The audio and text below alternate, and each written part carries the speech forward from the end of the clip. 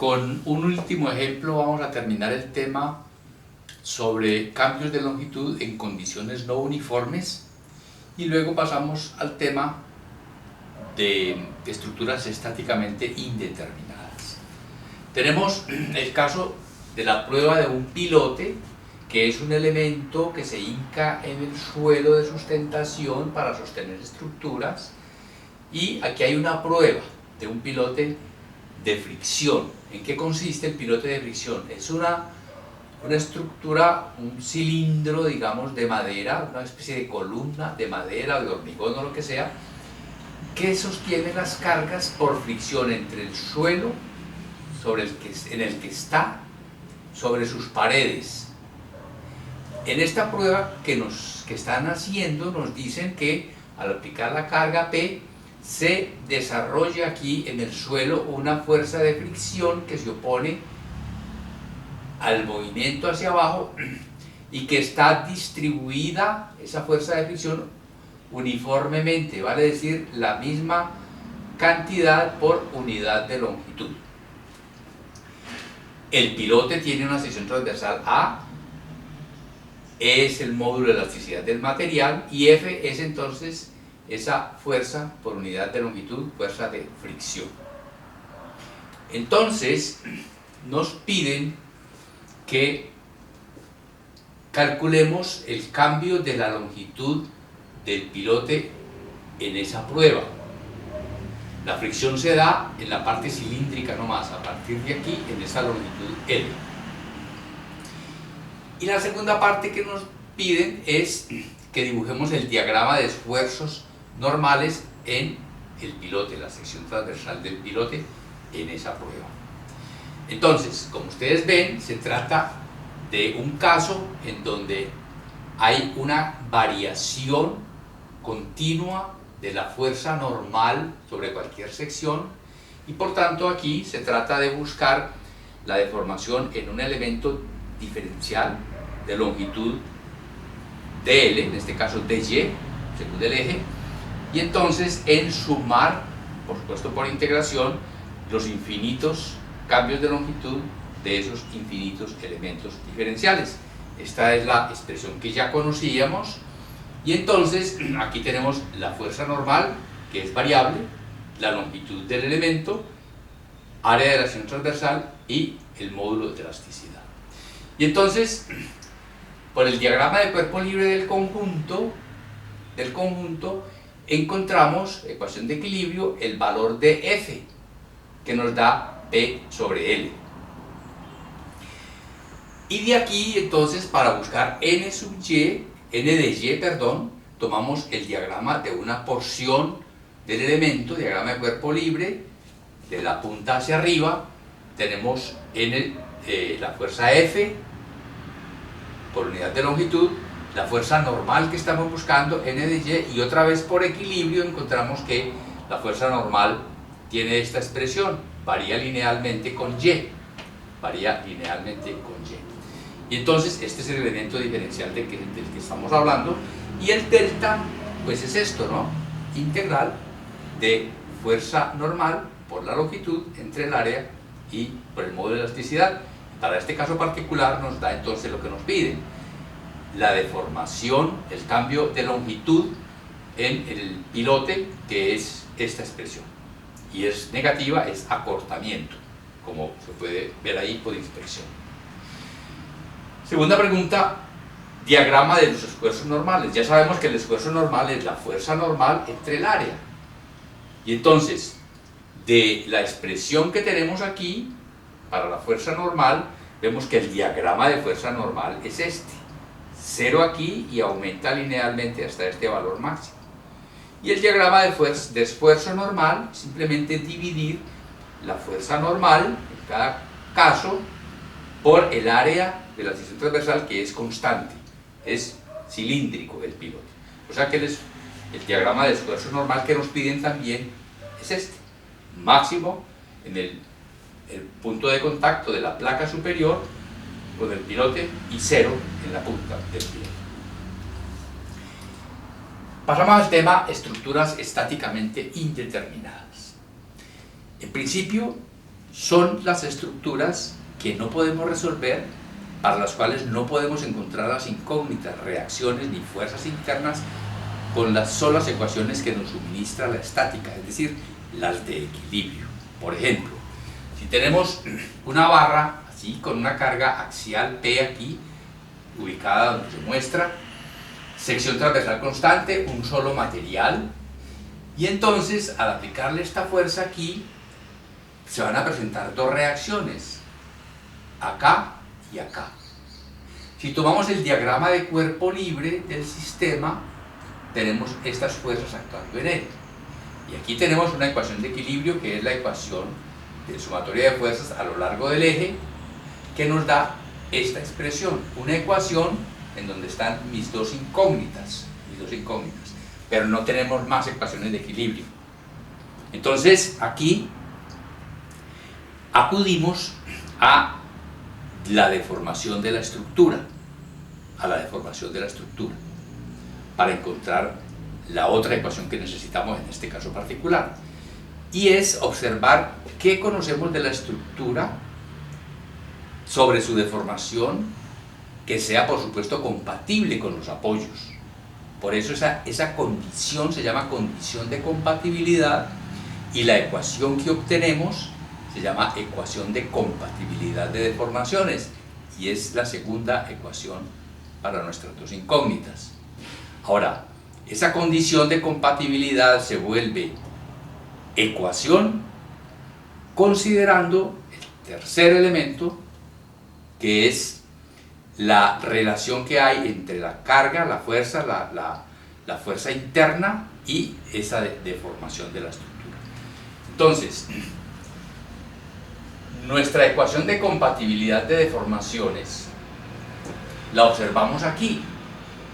Vemos que acá, por inspección, intuición, vemos que alguna parte de la barra se alarga, otra parte se acorta, pero el cambio de longitud total no tiene que ser cero, porque este punto no se mueve y este punto no se mueve. Y entonces esa es nuestra condición de compatibilidad de deformaciones, que va a desembocar en la ecuación, y es que delta es igual a 0, delta de esta barra. Si observamos nosotros el diagrama de cuerpo libre, entonces vemos que cualquier sección aquí está sometida a una fuerza normal de tracción que vale RA. Cualquier sección aquí está sometida a una compresión que vale RB. O sea que mi diagrama de fuerza normal para ese sistema es esto. Positivo aquí vale RA, negativo aquí vale RB. Este tramo se alarga, este tramo se acorta. Y entonces la relación fuerza-desplazamiento es ese: normal, longitud, área, esfuerzo, módulo de elasticidad. Y entonces el delta total es la suma de estos dos alargamientos de los dos extremos. Entonces aquí tenemos una ecuación con las dos incógnitas de equilibrio y una ecuación con las dos incógnitas de compatibilidad de deformaciones. O sea, dos ecuaciones con dos incógnitas. Un problema de esa naturaleza se puede resolver así. Veamos este ejemplo.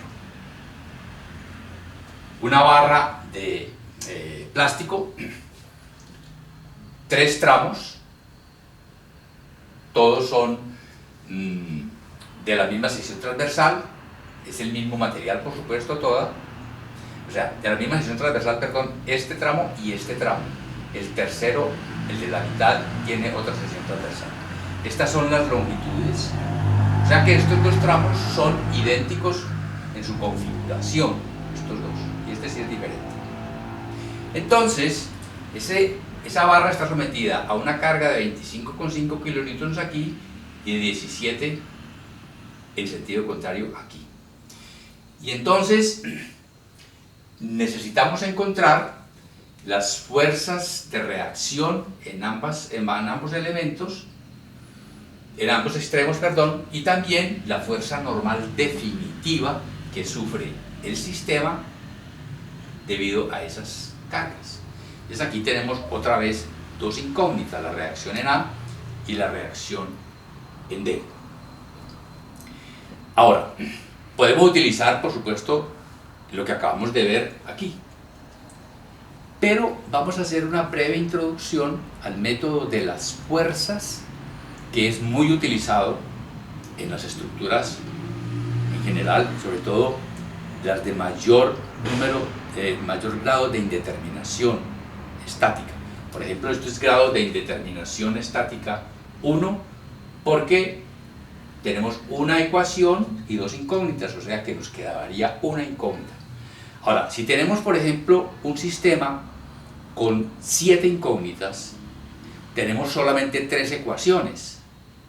Y entonces tendríamos 4 ecuaciones que llamamos redundantes. A ellas hay que encontrarles condiciones de compatibilidad de deformaciones para sus 4 o las otras 4 ecuaciones. Entonces, si utilizamos este sistema así, tendríamos en este caso que les acabo de bosquejar 7 ecuaciones con 7 incógnitas, un sistema 7 con 7. El método de las fuerzas nos facilita el trabajo porque solamente hay que encontrar 4 ecuaciones con 4 incógnitas. Y después, por supuesto, volver a las ecuaciones de equilibrio y ya pues, es más fácil. Entonces, en este sistema que es de grado de indeterminación 1, porque tenemos 2 incógnitas y solamente una ecuación, vamos a utilizar el método de las fuerzas. ¿En qué consiste? Escogemos una de las 2 incógnitas y con base en eso encontramos un sistema estáticamente determinado, un sistema base estáticamente determinado, y sobre él vamos a trabajar. ¿Cómo vamos a trabajar? Entonces, el sistema base estáticamente determinado para esta incógnita que escogemos es este. Vale decir, la incógnita era acá y por tanto liberamos el soporte, liberamos la estructura del soporte correspondiente a esa incógnita que escogimos. Por tanto, este sistema, es estáticamente determinado, es el sistema base. Y sobre él vamos a trabajar. ¿Cuál es la condición para trabajar? Es la misma condición de compatibilidad de deformaciones visto de otra manera. Y es que este punto de la estructura de este sistema base, debido a las cargas, se quiere mover. Y debido a la incógnita, también se quiere mover. Como ese punto no se puede mover finalmente, entonces la suma de estos 2 desplazamientos, el debido a las cargas y el debido a la incógnita, tiene que ser 0. Esa es mi compatibilidad de deformaciones. Y entonces, si aplicamos eso, vamos a tener una ecuación con una sola incógnita, no 2 con 2. Esa es la ventaja de este método. Entonces lo vamos a aplicar.